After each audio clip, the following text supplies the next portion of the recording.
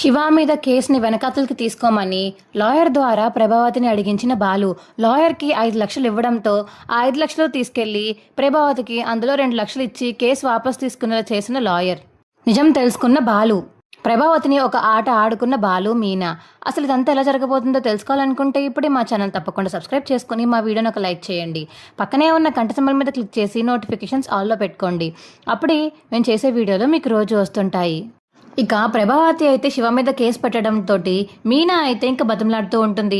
అత్తయ్య ప్లీజ్ అత్తయ్య వాడి మీద కేసు వెనకతలకి తీసుకోండి అత్తయ్య అని. ఇక మీనా బాలు అయితే ప్రభావతిని అడుగుతుంటే లేదు సమస్య లేదు, వాడి మీద కేసు మాత్రం నేను వెనక్కి తీసుకోను అని ప్రభావతి అంటుంది. నాన్న నువ్వన్నా చెప్పు నాన్న, కేసు వెనకతలకి తీసుకోమాను, వాడు చిన్న కుర్రోడు, వాడి జీవితం పాడైపోతుంది నాన్న అని ఇక బాలు అంటుంటే సత్యం మాత్రం ఇంకేం మాట్లాడకుండా సైలెంట్గా నించుని ఉంటాడు. అది చూసిన ప్రభావతి అయితే చూసావు కదా మీ నాన్న కూడా వీళ్ళ తమ్ముడి మీద కేసు పెట్టడానికి మీ నాన్న ఒప్పుకున్నారు. ఎందుకంటే వాడు చేసిన తప్పు చేశాడు కాబట్టి ఒకసారి జైలుకి వెళ్లాల్సిందే వాడు.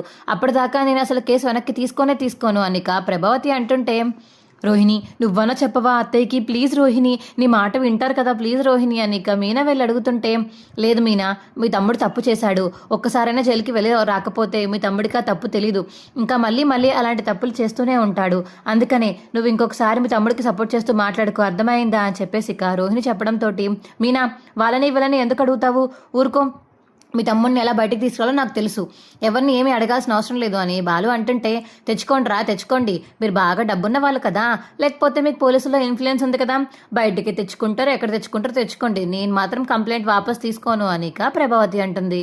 ఇక మీనా అయితే ఒక చెక్క దగ్గర నుంచి అలా బాధపడుతూ ఉంటే శృతి మరియు రవి అయితే అమ్మ తీసుకోవచ్చు కదా, ఏమైందంటే రిటర్న్ తీసుకోవచ్చు కదా, అయిపోయింది కదా, 1,00,000 ఆల్రెడీ తను ఇచ్చేసాడు కదా మీకు అనిక శృతి కూడా చెప్తుంది. ఏంటి శృతి నువ్వు మీనాకి సపోర్ట్ చేస్తూ మాట్లాడుతున్నావు, మీనా నువ్వు మాట్లాడుకోవట్లేదు కదా, లేదా ఆంటీ మాట్లాడుకోవట్లేదు, కానీ నేను గొడవ గురించి ఆలోచించట్లేదు, ఇప్పుడు ఉన్న సిచ్యువేషన్ గురించి ఆలోచిస్తున్నాను, వాడు చిన్నవాడు, వాడి లైఫ్ స్పాయిల్ అయిపోతుంది, అందుకనే భయపడి చెప్తున్నాను మీకు అనిక శృతి అంటుంటే వాడు చిన్నవాడని వాడికి తెలీదా, వాడు దొంగతనం చేస్తున్నప్పుడు ఏమైపోయారు మీ అందరూ, వాడికి బుద్ధి లేదు, వాడు దొంగతనం చేస్తున్నప్పుడు వాళ్ళు ఇవన్నీ ఆలోచించి ఉంటే వాడి జీవితం బాగుపడేది కదా, ఇప్పుడు వాడి చేతులారా వాడే చేసుకున్నాడు, నాకు అనవసరం, అసలు నా డబ్బులు ఎంత దొంగతనం చేయాలి వాడు, ఆ రోజు ఆల్రెడీ నేను నా దాంట్లో 1,00,000 వాడికి ఎలా తెలుసు, ఆ రోజే నేను బ్యాగ్లో డబ్బులు పెట్టుకుని వెళ్తుంటే వస్తూ బ్యాగ్లోంచి డబ్బులు తీసుకుని బ్యాగ్ అక్కడ పాడేసి పారిపోయాడు ఎదవా, అంటే వాడికి ఇక్కడ నుంచి ఇన్ఫర్మేషన్ వెళ్ళంటే కదా నేను 1,00,000 పట్టుకుని బయటికి వెళ్తున్నానని ఈ మీన చెప్పు ఉంటుంది అనిక ప్రభావతి అంటుంటే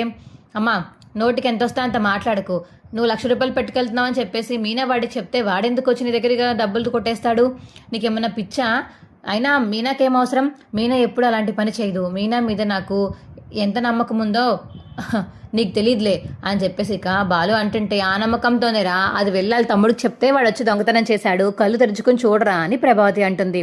నువ్వు నా మీనాని తక్కువ చేసి మాట్లాడవంటే నీకు మర్యాద దక్కదమ్మా, ఎన్నిసార్లు చెప్పాలి నీకు, మీనా ఏమీ చేయలేదు, మీనాని ఎందుకు ఇరికిస్తున్నావు ఇందులో కావాలని, వాడు గుణగాడి మాట విని అలా చెడిపోయి అలా తయారయ్యాడు, ఇప్పుడు మారిన తర్వాత మనిషిని మళ్ళీ మీరు చంపుకు తింటుంటే వాడు ఏం చేస్తాడు, తీసుకుంటే తీసుకో లేదా రిటర్న్ వాపస్ తీసుకో, కేసు లేకపోతే మానే, అంతేకాని మీనా మీదకి ఇక నిందలు వేయకు అని బాలు అంటుంటే నిందలే కాదురా అసలు దీన్ని ఇంట్లోనే ఉంచను, నేను వద్దంటే ఎందుకురా తీసుకొచ్చావు దీన్ని అని ప్రభావతి అంటుంది.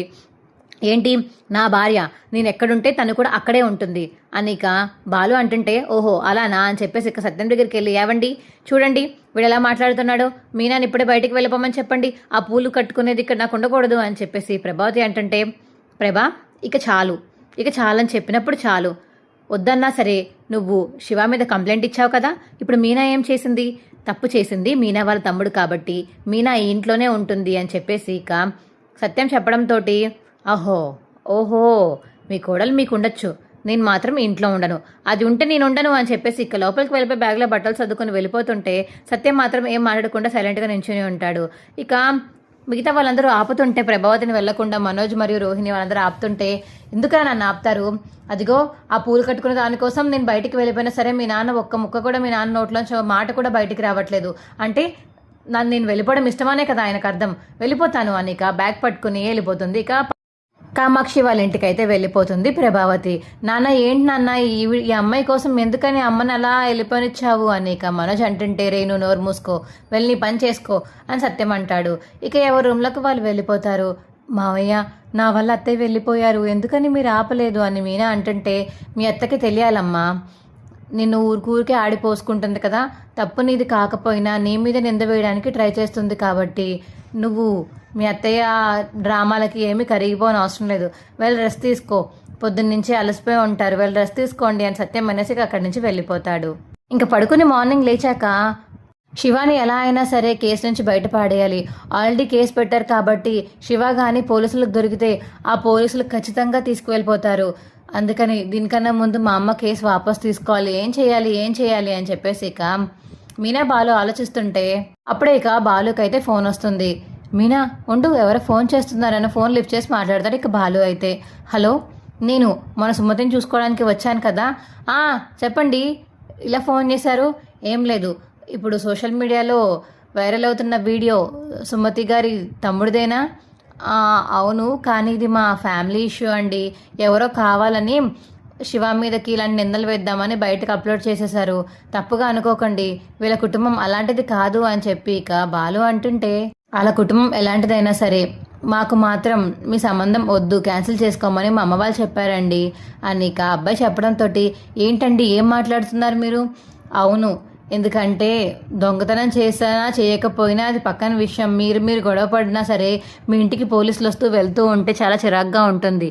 రేపొద్దున్న నేను సుమతిని చేసుకున్నాక సడన్గా మా చుట్టాలు ఎవరన్నా వచ్చి మీ ఇంటికి వచ్చినప్పుడు అలాగే పోలీసులు వస్తూ ఉండగా ఇలా చేస్తూ ఉంటే బాగోదండి, అందుకనే మా పరువు పోయినట్టు ఉంటుంది, మేము పోలీసులకు చాలా దూరంగా ఉంటాము, మా ఫ్యామిలీ అలాంటిది కాదు, సో నన్ను క్షమించండి, సుమతికి వేరే సంబంధం చూసుకోండి అని ఇక అబ్బాయి అయితే ఫోన్ కట్ చేసేస్తాడు.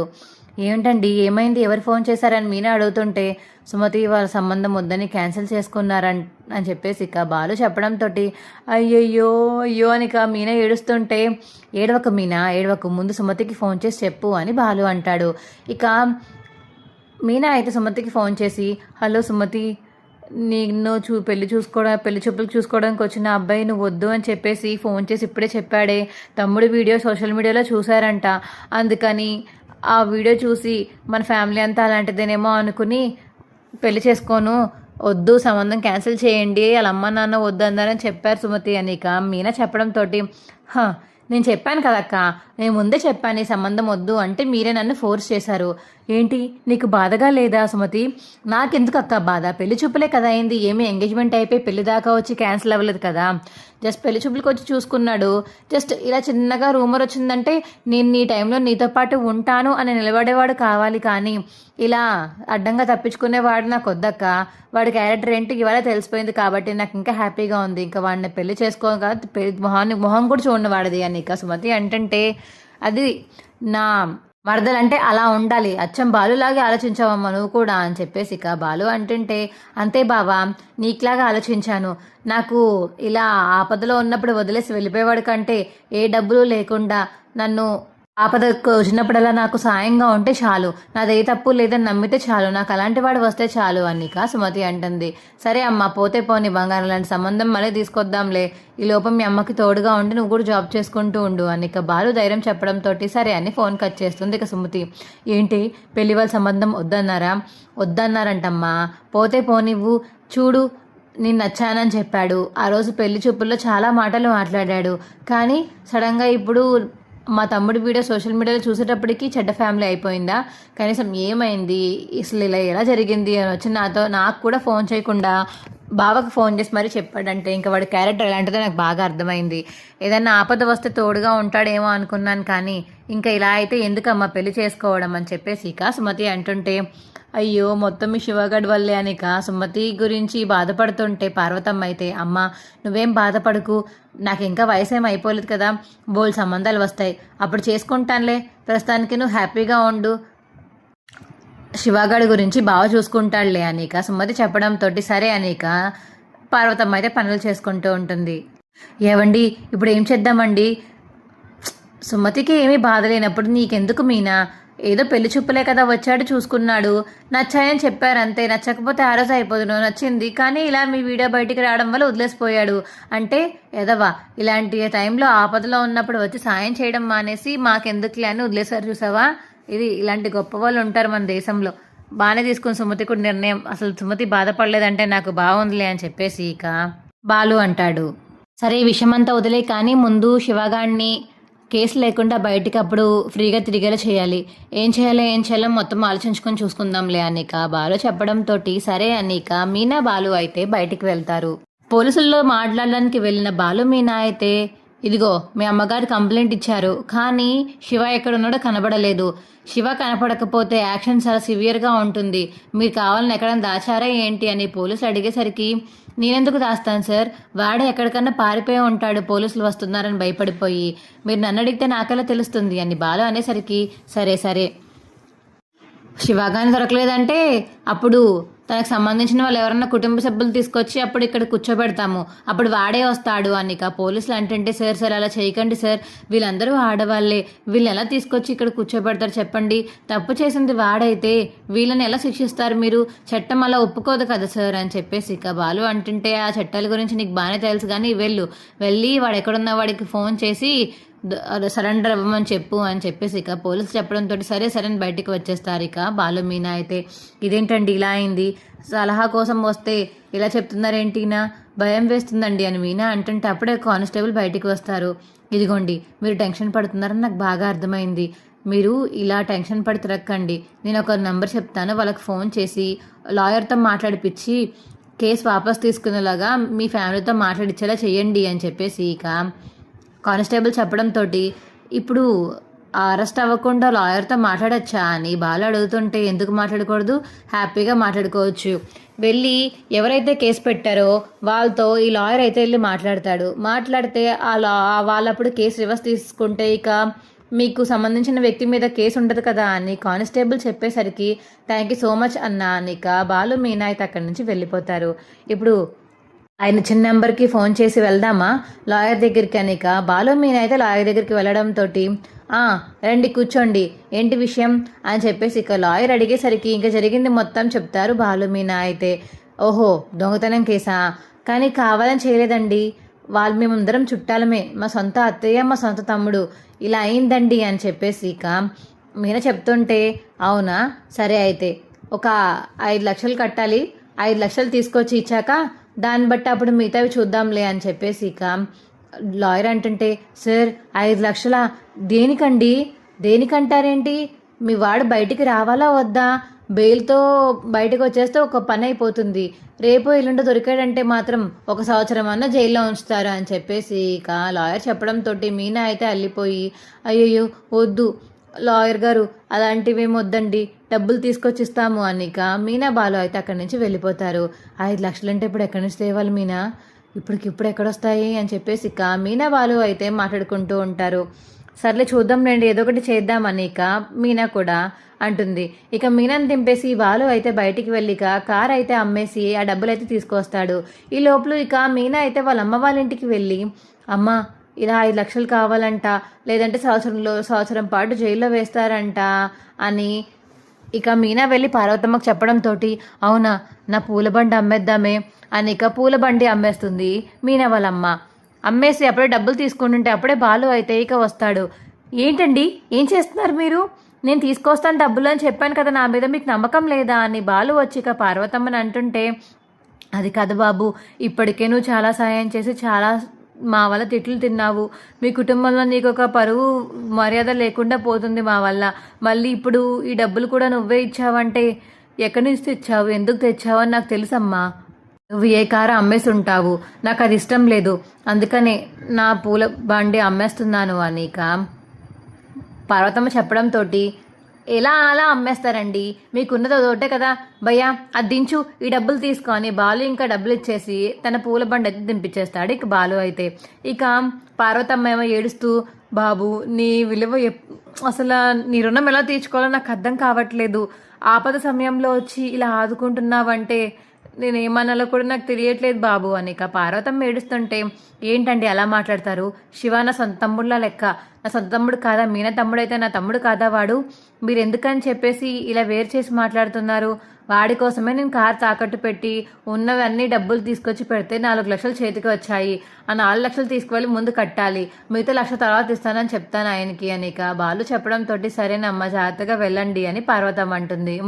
ఇలాంటి పిచ్చి పిచ్చి నిర్ణయాలు మీరు తీసుకోకండి అని బాలు ధైర్యం చెప్పేసి ఇక మీనా బాలు అయితే లాయర్ దగ్గరికి వెళ్తారు.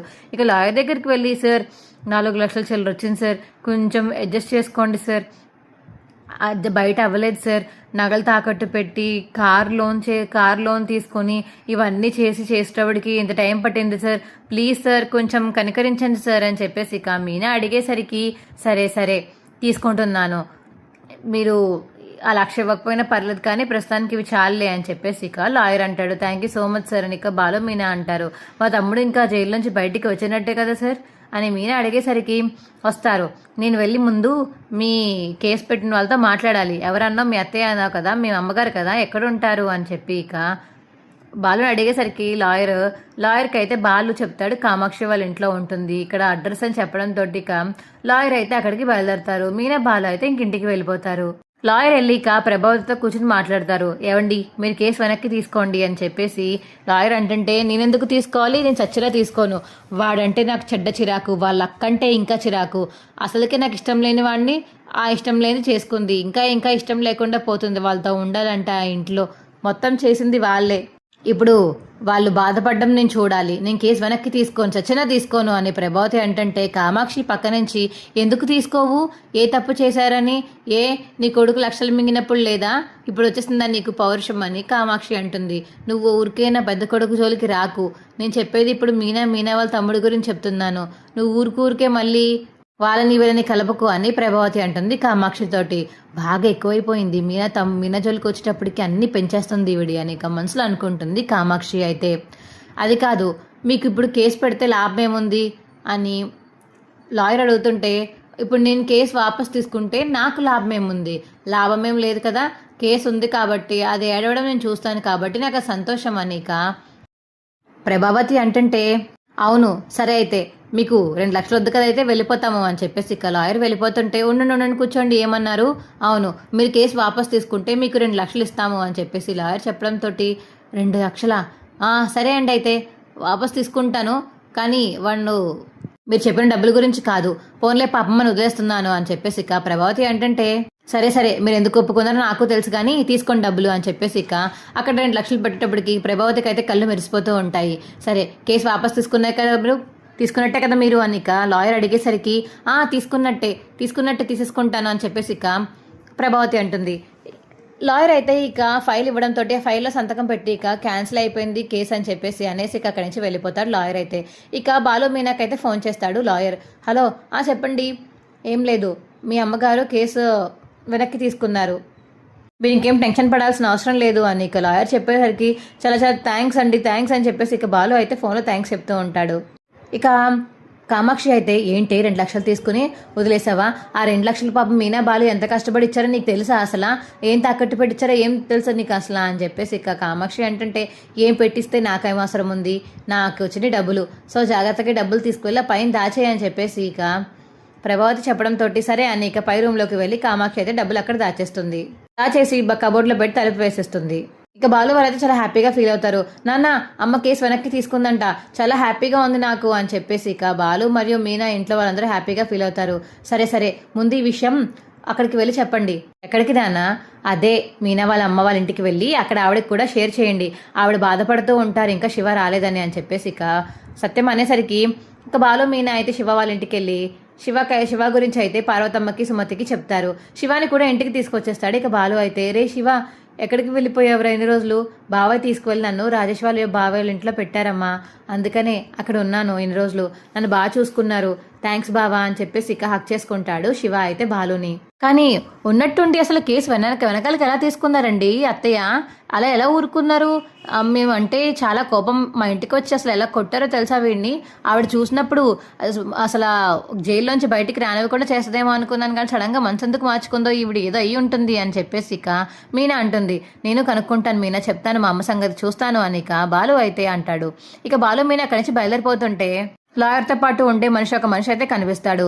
సార్ ఎటు సార్ ఎక్కడి నుంచి వస్తున్నారేంటి, ఇక్కడ మా అమ్మ వాళ్ళు డాన్స్ క్లాస్ ఉంది, ఇక్కడి నుంచి వస్తున్నారేంటి అని చెప్పేసి ఇక బాలు అడిగేసరికి నీకు తెలీదా మీ అమ్మకి లాయర్ గారు డబ్బులు ఇచ్చి సెటిల్మెంట్ చేశారు అని చెప్పేసి ఇక అబ్బాయి చెప్పేసరికి ఏంటి డబ్బులు ఇచ్చి సెటిల్మెంట్ చేశారా 2 లక్షలు ఇస్తే సెటిల్మెంట్ అయిపోయింది అని లాయర్ వాళ్ళ పక్కన అబ్బాయి చెప్తాడు. ఇక ఒక్కసారిగా షాక్ అయిపోతాడు బాలు మీనా ఇద్దరు షాక్ అయిపోతారు. ఏంటండి ఇది అంటే అత్తయ్య డబ్బులు తీసుకుని కేసు వాపస్ తీసుకున్నారా? మన డబ్బులే కదా అవి, ఇన్ని రోజులు కష్టపడి సంపాదించిన డబ్బులనే తీసుకొచ్చి లాయర్కి ఇస్తే ఆ లాయర్ తీసుకువెళ్ళి ప్రభావతి అత్తయ్యకి ఇస్తే ఇదంతా కేసు మళ్ళీ వెనక్కి తీసుకున్నారా?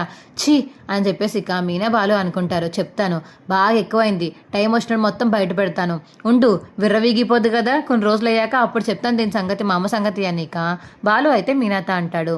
మా వీడియో మీకు ఎలా అనిపించిందో కింద కామెంట్ సెక్షన్లో తెలియచేయండి. మా వీడియో కనుక నచ్చితే మా వీడియోని లైక్ చేసి తప్పకుండా మా ఛానల్ సబ్స్క్రైబ్ చేసుకోండి. పక్కనే ఉన్న గంట సింబల్ మీద క్లిక్ చేసి నోటిఫికేషన్స్ ఆల్లో పెట్టుకోండి. అప్పుడే మేము చేసే వీడియోలు మీకు రోజు వస్తుంటాయి. Boy friends.